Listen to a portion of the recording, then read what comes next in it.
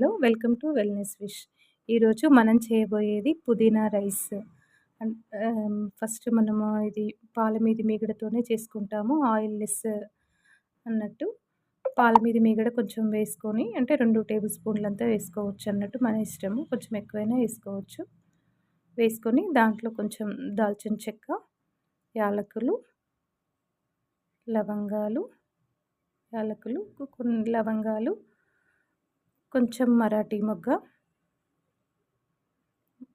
బిర్యానీ ఆకు వేసుకొని కొంచెం ఫ్రై అవ్వనివ్వాలి. బిర్యానీ ఆకు, సాజీరా వేసుకొని కొంచెం స్లోగా ఫ్రై అవుతది. ఆయిల్ ఏసుకున్నంత ఫాస్ట్‌గా కాదండి. ఇది పాల మీద మీగడ గదా! ఇది కొంచెం సిమ్‌లోనే పెట్టుకొని స్లోగా చేసుకోవాలన్నట్టు ఇది. హ్మ్.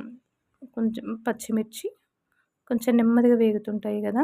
పచ్చిమిర్చి, కొంచెం కరివేపాకు ఆహ్, వేసుకొని కొంచెం ఫ్రై చేయాలి. కరివేపాకు వేసుకున్న తర్వాత క్యారెట్ ముక్కలు కొన్ని, ఒక పెద్ద సైజు క్యారెట్ తీసుకొని చిన్న ముక్కలు చేసుకోవాలి. ఉల్లిపాయ ముక్కలు వేసుకొని ఫ్రై చేయాలి. హ్మ్.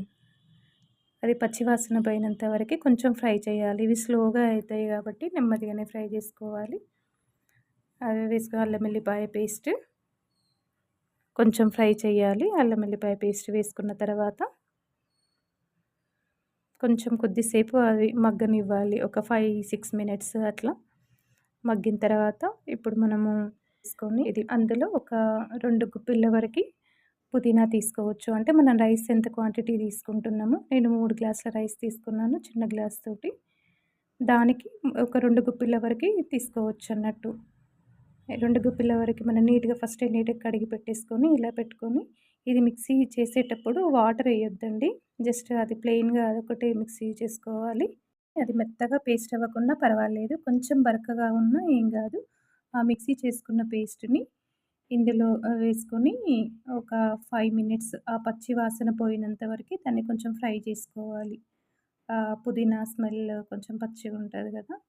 అది పోయినంత వరకి కొంచెం సిమ్‌లోనే పెట్టుకొని చేసుకోవాలండి. మాడనివ్వద్దు దాన్ని. మాడనివ్వకుండా మంచిగా ఫ్రై చేసుకోవాలి అది స్మెల్ పోయినంత వరకి.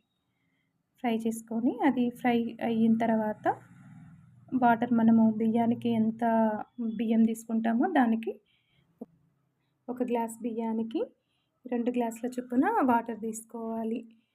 అంటే నేను ఒక 3 గ్లాసెస్ తీసుకున్నా గదా! అంటే 3 గ్లాసులకి ఒక 6 గ్లాసుల వాటర్ తీసుకొని అందులో పోసుకోవాలి.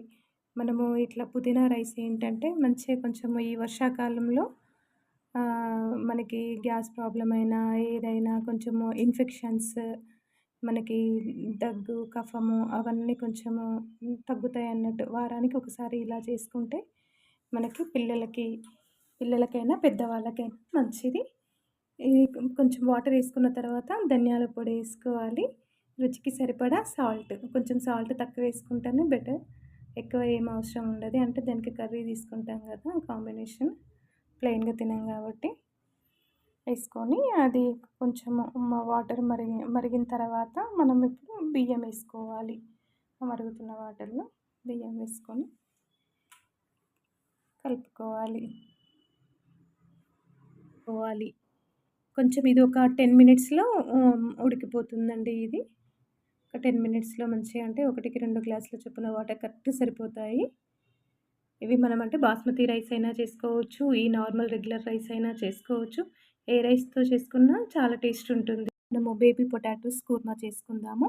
ఒక 50% ఉడికించుకున్న బంగాళాదుంపలు, ఉల్లిపాయ ముక్కలు, ఒక 2 చిన్న టమాటోస్, పెరుగు, 1 కప్పు పెరుగు, పచ్చి కొబ్బెర, కాజు, అల్లం, వెల్లుల్లి, కొన్ని మసాలాలు, లవంగాలు, యాలకులు, చెక్క అట్లా పచ్చిమిర్చి, కరివేపాకు, కొత్తిమీర ఇవి మనకి కావాల్సిన పదార్థాలు.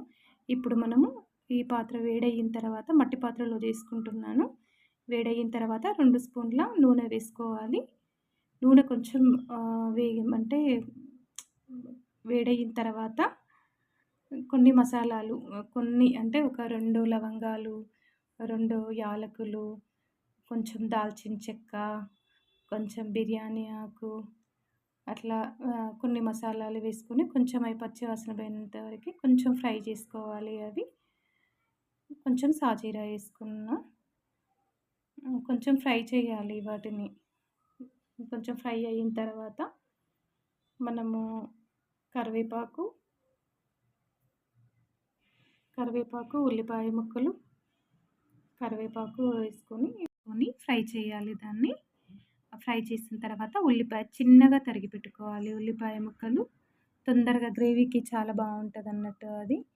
చిన్నగా కట్ చేసుకున్న ఉల్లిపాయ ముక్కల్ని ఒక 2 మీడియం సైజు ఉల్లిగడ్డలు వేసుకొని అవి కొంచెం గోల్డెన్ బ్రౌన్ షేడ్ వచ్చినంత వరకు నెమ్మదిగా ఫ్రై చేసుకోవాలి.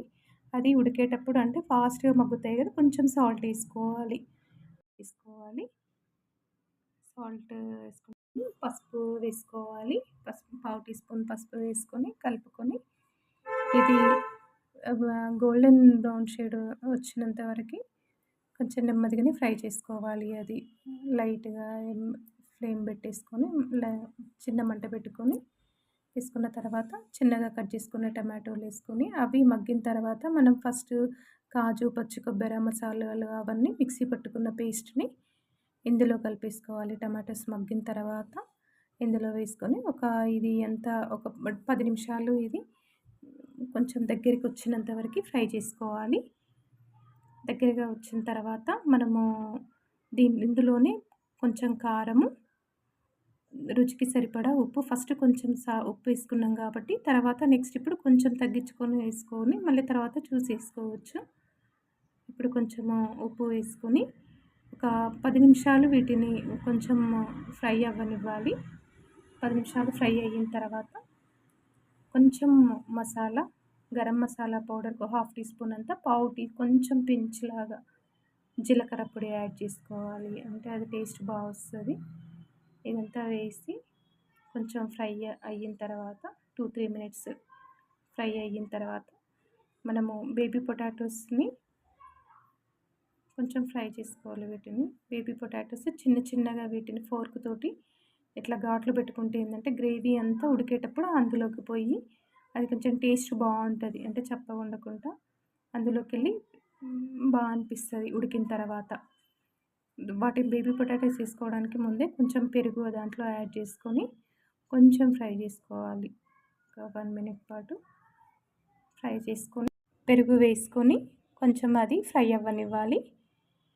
అది ఫ్రై అయిన తర్వాత మనము ముందుగా ఉడికించి పెట్టుకున్న చిన్న బంగాళాదుంపలు ఉన్నాయి కదా, వాటికి చిన్న చిన్న ఫోర్క్ తోటి చిన్న ఘాట్లు పెట్టేసుకోవాలి. ఇట్లా వేసుకున్నవి దాంట్లో వేసుకొని కలిపేసుకొని అంటే దీంట్లో ఒక చిన్న గ్లాసు ఇదంతా గ్రేవీ బంగాళాదుంపలకు పట్టడానికి ఒక చిన్న టీ గ్లాసు వాటర్ యాడ్ చేసుకొని ఒక సిమ్లోనే ఒక 10 మినిట్స్ అట్లా ఉడికించుకోవాలి.